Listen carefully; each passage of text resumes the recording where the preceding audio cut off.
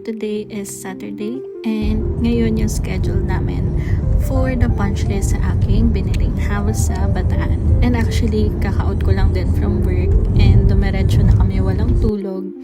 Sinuman ako ni mommy kasi nga maaga yung schedule namin and ito lang yung free time ko. Wala silang punch list pag Sunday.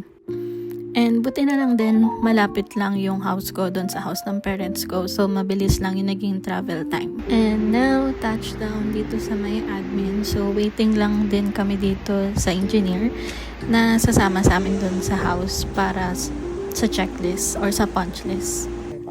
And yun nga, binigyan kami ni engineer ng list para ma-take note namin kung ano pa yung mga need ng repair or need bang palitan or anything. And pinasa ko na siya kay mommy kasi para ma-video ko rin.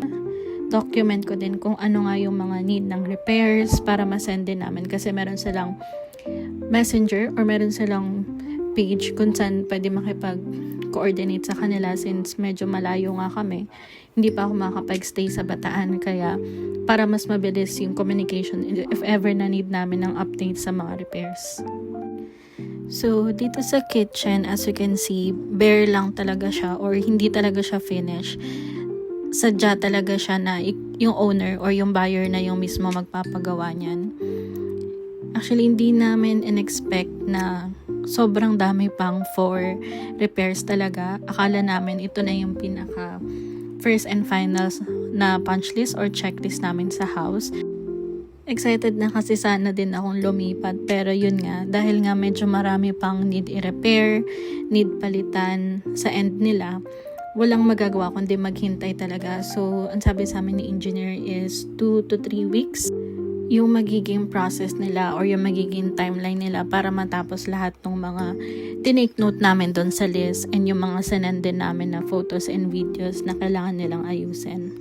And for me, okay na din yung naging timeline kasi kesa naman madaliin namin sila and maging bara-bara lang yung maging repairs or maging band-aid solution lang lahat. So, okay na din.